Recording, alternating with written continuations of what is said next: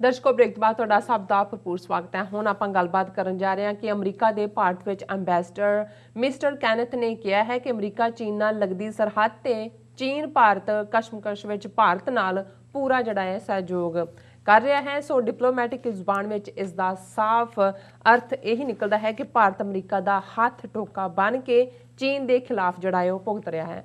ਸੋ ਇਸ ਬਾਰੇ ਆਪਾਂ ਵਿਚਾਰ ਚਰਚਾ ਕਰਨ ਜਾ ਰਹੇ ਹਾਂ। ਸੋ ਅਸੀਂ ਚਾਹਾਂਗੇ ਕਿ ਤੁਸੀਂ ਨਾਲ ਇਸੇ ਤਰ੍ਹਾਂ ਹੀ ਬਨੇ ਰਹਿਣਾ। ਦੇਖਣ ਸੁਣ ਲਈ ਤੁਹਾਡਾ ਸਭ ਦਾ ਬਹੁਤ ਬਹੁਤ ਸ਼ੁਕਰੀਆ। ਜੀ ਰਾਜ ਸਾਹਿਬ, ਕੀ ਵਿਚਾਰਾਂ ਨੇ ਇਸ ਮੁੱਦੇ ਬਾਰੇ? ਦੇਖੋ, ਸਾਡੇ ਉਸ ਖਿੱਤੇ ਦੇ ਵਿੱਚ ਇੱਕ ਅਖਾਣ ਬੜਾ ਮਸ਼ਹੂਰ ਹੈ, ਆਇਆ ਤੇ ਸ਼ਾਇਦ ਇਹ ਗੰਗਾ ਜਮਨੀ ਤਹਿਜ਼ੀਬ ਚੋਂ ਹੀ ਹੋਏ ਜੀ ਕਿ ਹਾਥ ਕੰਗਨ ਕੋ ਆਰਸੀ ਕਿਆ।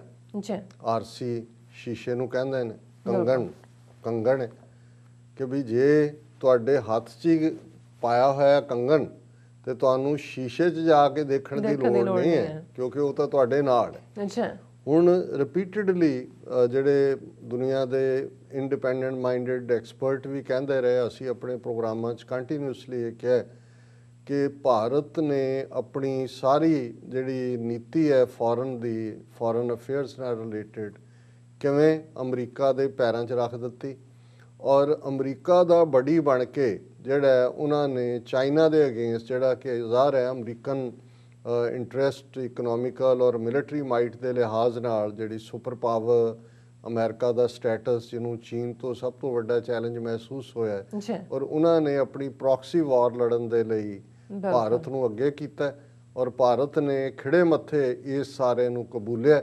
ਔਰ ਇਹ ਜੋ ਵੀ ਡੋਕਲਾਮ ਦੇ ਵਿੱਚ 2017 ਚ ਹੋਇਆ ਔਰ ਪਿਛਲੇ ਸਾਲ ਚ 2020 ਚ ਜੋ ਅਸੀਂ ਜੂਨ ਦੇ ਮਹੀਨੇ ਗਲਵਾਨ ਵੈਲੀ ਚ ਦੇਖਿਆ, ਉਸ ਤੋਂ ਪਹਿਲਾਂ ਬੇਸ਼ੱਕ ਉਹ ਪੈਂਗਸੋਂ ਲੇਕ ਦੇ ਉੱਤੇ ਹੋਏ ਈਸਟਰਨ ਲੱਦਾਖ ਦੇ 3500 ਕਿਲੋਮੀਟਰ ਤੇ ਅੱਜ ਜੇ 50,000 ਤੋਂ ਜ਼ਿਆਦਾ ਭਾਰਤੀ ਫੌਜੀ ਠਰੂ ਕਰਦੇ ਉੱਥੇ ਬੈਠੇ ਹੋਏ ਨੇ ਤੇ ਕੋਈ ਚੀਨ ਵੱਲੋਂ ਇਸ ਕਿਸਮ ਦਾ ਬ੍ਰੀਚ ਆਫ ਟਰਸਟ ਨਹੀਂ ਹੋਇਆ, ਕਿਉਂਕਿ ਚਾਈਨਾ ਜਿਸ ਦੀ ਇੱਕ ਵੱਡਾ ਟ੍ਰੇਡ ਸਰਪਲਸ ਵੀ ਇੰਡੀਆ ਦੇ ਨਾਲ ਸੀ, ਹੁਣ ਵੀ ਹੈ, ਲੇਕਿਨ ਉਹ ਕਿਉਂ ਔਰ ਕਦੇ ਵੀ ਚੀਨ ਨੇ ਤਾਂ ਉਹਨਾਂ ਦੇ ਨਾਲ ਵੀ ਜਿਹਨੇ ਇੱਕ ਵਾਰ ਜਾ ਕੇ ਕਾਊਟ ਆਊਟ ਕਰ ਲਿਆ, ਉਹਨਾਂ ਨਾਲ ਵੀ ਚੀਨ ਵਪਾਰੀ ਹੈ। ਵਪਾਰੀ ਕਦੇ ਵੀ ਖਾਮ-ਖਾ ਦੀ ਲੜਾਈ ਨਹੀਂ ਲੜਦੇ। ਇਹ ਇੱਕ ਡਿਫਰੈਂਟ ਰੇਸ ਹੁੰਦੀ ਹੈ ਜਾਂ ਡਿਫਰੈਂਟ ਮਾਈਂਡਸੈਟ ਹੁੰਦਾ ਹੈ, ਜਿਹੜਾ ਕਨਫਰੰਟੇਸ਼ਨ 'ਚ ਯਕੀਨ ਰੱਖਦਾ ਹੈ, ਜਾਂ ਉਹ ਹੁੰਦੇ ਨੇ ਜਿਨ੍ਹਾਂ ਨੂੰ ਪਤਾ ਹੀ ਨਹੀਂ ਹੁੰਦਾ ਕਿ ਹਨੇਰੇ ਤੇ ਚਾਨਣ 'ਚ ਕੀ ਫਰਕ ਹੈ। ਵਪਾਰੀ ਤੁਸੀਂ ਕਦੇ ਵੀ ਦੇਖੋਗੇ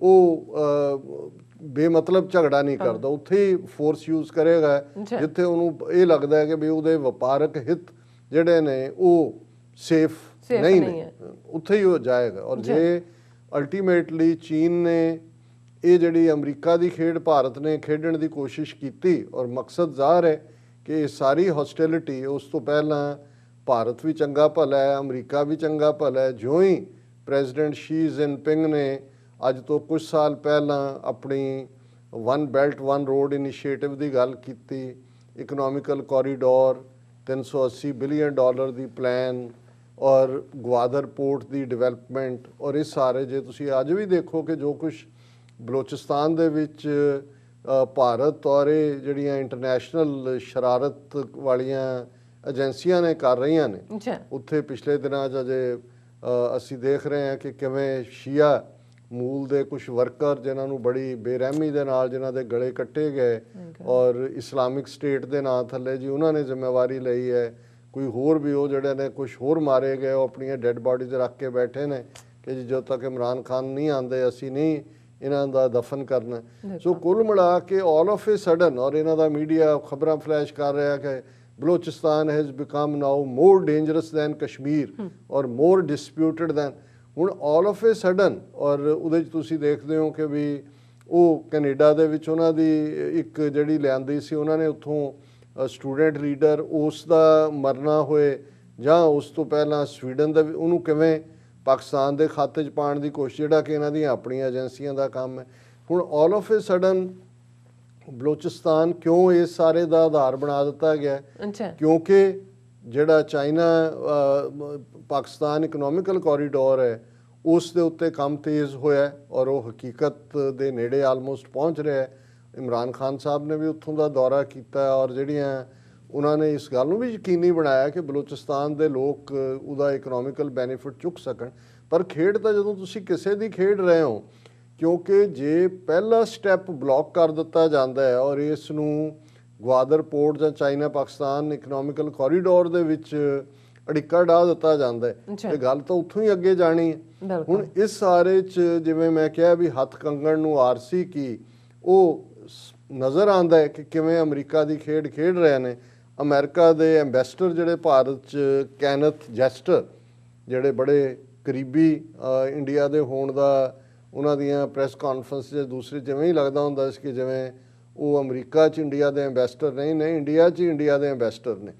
ਔਰ ਹੁਣ ਉਹ ਆਪਣਾ ਟਰਮ ਉਹਨਾਂ ਦੀ ਖਤਮ ਹੋ ਰਹੀ ਹੈ ਔਰ ਉਹਨਾਂ ਨੇ ਜਿਹੜੀ ਆਪਣਾ ਇੱਕ ਗੈਦਰਿੰਗ ਕੀਤੀ ਉਹਦੇ ਉੱਤੇ ਉਹਨਾਂ ਨੇ ਇਹ ਗੱਲ ਮੰਨੀ। ਉਹਨਾਂ ਨੇ ਜਿਹੜਾ ਫੇਅਰਵੈਲ ਐਡਰੈਸ ਸੀ, ਉਹਨਾਂ ਦੀ ਟੈਨਿਓਰ ਖਤਮ ਹੋ ਰਹੀ ਹੈ ਔਰ ਜਿਹੜੇ ਉਹਨਾਂ ਦੇ ਆਡੀਅנס ਸੀ ਜਿਹਨੂੰ ਉਹਨਾਂ ਨੇ ਐਡਰੈਸ ਕੀਤਾ ਉਹਨਾਂ 'ਚ ਡਿਪਲੋਮੈਟ, ਜਰਨਲਿਸਟ, ਇਹ ਸਾਰੇ ਸੀ। ਔਰ ਇਹਦਾ ਹੈਡਲਾਈਨ ਹੀ ਇਹਨਾਂ ਦੇ ਮੀਡੀਆ ਨੇ ਲਾਇਆ, US India have close cooperation on LAC action by China, Kenneth Juster।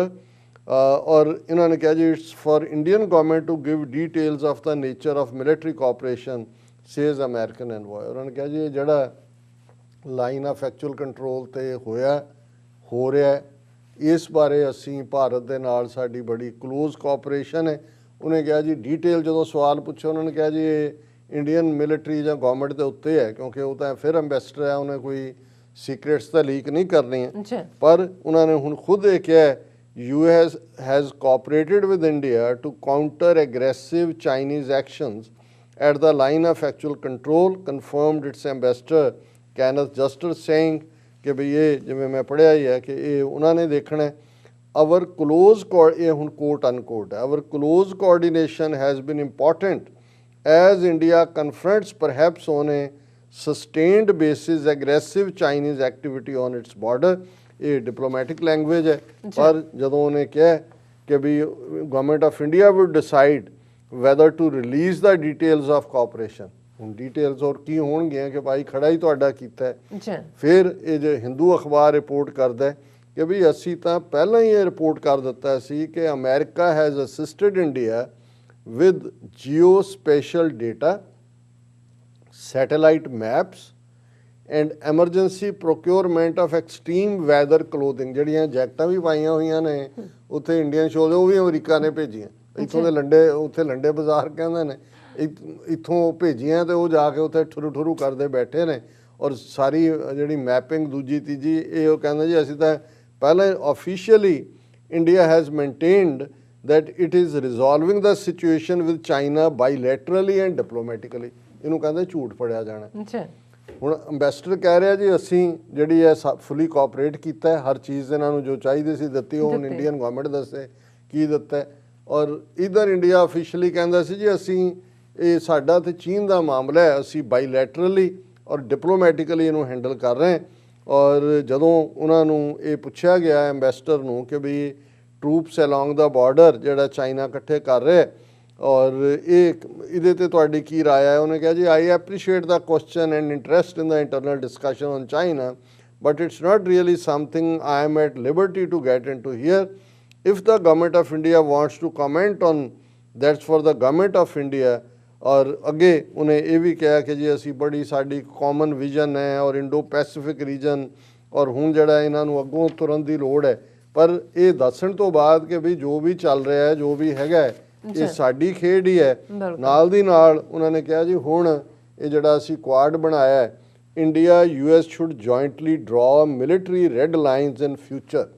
ਹੁਣ ਉਹ ਕਹਿੰਦੇ ਕਿ ਭਾਈ ਹੁਣ ਤਾਂ ਆ ਗਏ ਹੋ ਤੁਸੀਂ ਸਾਡੀ ਬੁੱਕਲ ਦੇ ਵਿੱਚ, ਹੁਣ ਜਿਹੜਾ ਸਿੱਧੇ ਸਿੱਧੇ ਹੋ ਕੇ ਨਾਲ ਖਲੋ ਕੇ ਚੀਨ ਦੇ ਨਾਲ ਜਿਹੜਾ ਰੈੱਡ ਲਾਈਨਸ ਡਰਾ ਕੀਤੀਆਂ ਜਾਣ। ਔਰ ਉਹਨੇ ਕਿਹਾ ਕਿ ਆਵਰ ਮਿਸ਼ਨ ਓਵਰ ਦਾ ਨੈਕਸਟ 5 years, ਉਹ ਕਹਿੰਦੇ ਜੀ ਹੁਣ ਅਗਲੇ 5 ਸਾਲਾਂ ਦੀ ਪਲਾਨ ਕਰ ਲਈ ਹੈ। And beyond should be to give quad endeavor further form and substance to develop guidelines and if necessary even red lines। ਉਹਨੇ ਉਸੇ ਹੀ ਵੈਬੀਨਾਰ 'ਚ ਕਿਹਾ ਕਿ ਜੀ ਰੈੱਡ ਲਾਈਨਸ ਅਸੀਂ ਡਰਾ ਕਰੀਏ।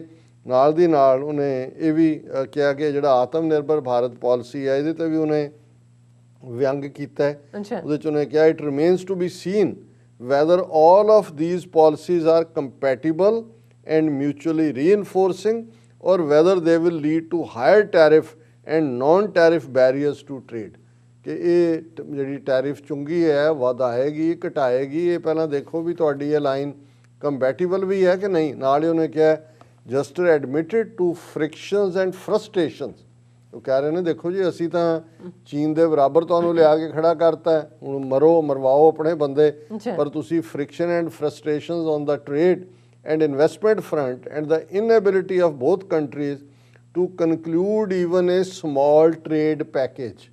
ਇਹ ਹਕੀਕਤ ਇਹ ਹੈ ਜਿਹੜੇ ਵਪਾਰ ਦੀ ਖਾਤਰ ਜਿਹੜੇ ਲੋਕ ਸਮਝਦੇ ਨੇ ਜੀ ਪਤਾ ਨਹੀਂ ਅਮਰੀਕਨ ਕੰਪਨੀਆਂ ਦੇ ਨਾਲ ਇਹਨਾਂ ਦਾ, ਕਿਉਂਕਿ ਜੇ ਇਹਨਾਂ ਦੇ ਨਾਲ ਟ੍ਰੇਡ ਪੈਕੇਜ ਕਰ ਲੈਣ ਤੇ ਫਿਰ ਗੁਜਰਾਤੀ ਅਡਾਨੀ ਅੰਬਾਨੀ ਉਹ ਕੀ ਖਾਣਗੇ, ਉਹਨਾਂ ਤੋਂ ਜਿਹੜੇ ਲੱਖਾਂ ਡਾਲਰ ਕਰੋੜਾਂ ਡਾਲਰ ਲਏ ਹੋਏ ਨੇ ਉਹਨਾਂ ਦਾ ਕੀ ਬਣੇਗਾ। ਸੋ ਇਹ ਕਹਿ ਰਿਹਾ ਕਿ ਇੱਕ ਟ੍ਰੇਡ ਪੈਕੇਜ ਵੀ ਜਿਹੜਾ ਹੈ ਉਹ ਸਾਈਨ ਨਹੀਂ ਹੋਇਆ ਔਰ ਉਹਨਾਂ ਨੇ ਕਿਹਾ ਕਿ ਵੀ ਇਹ ਜਿਹੜਾ ਠੀਕ ਨਹੀਂ ਹੈ। ਔਰ ਇਹਦੇ ਨਾਲ ਹੀ ਜਦੋਂ ਅਸੀਂ ਇਹ ਦੇਖਦੇ ਹਾਂ ਇੱਕ report India US trade ties hit under Trump congressional report, ਇਹ ਵੀ ਅੱਜ ਦੀ ਖਬਰ ਹੈ। Under the Trump administration US India tensions have increased over each side's tariff policies, a congressional report has said, noting that two sides have also held concerted negotiations to address the friction ਕਿ ਗੱਲਾਂ ਬਾਤਾਂ ਹੁੰਦੀਆਂ ਰਹੀਆਂ, ਲੇਕਿਨ ਇਹਦੇ ਬਾਵਜੂਦ ਅੱਗੇ ਪੂਰੀ detail ਹੈ ਕਿ ਭਾਈ ਇੱਕ ਅਸੀਂ ਜਿਵੇਂ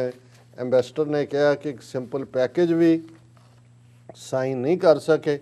ਔਰ after India lost its eligibility for US trade preference program, it imposed higher tariffs 10% to 15%, ਔਰ ਇਹ ਸਾਰੀ ਲਾਈਨ ਹੈ। ਔਰ ਹੁਣ ਗੱਲ ਇਹ ਨਹੀਂ ਹੈ ਕਿ ਵੀ ਇੱਕ ਥਾਂ ਤੇ ਇੰਡੀਆ ਜਿਹੜਾ ਉਹ ਯੂਜ਼ ਹੋਇਆ ਕਿ ਬਈ ਉਹਨਾਂ ਦੇ ਪੈਰੀਂ ਡਿੱਗ ਕੇ ਚੀਨ ਦੇ ਅਗੇਂਸਟ, ਔਰ ਇਹ ਆਉਣ ਵਾਲੇ ਸਾਲਾਂ 'ਚ ਵੀ ਕਿਵੇਂ ਜਾਰੀ ਹੋਣਾ ਹੈ।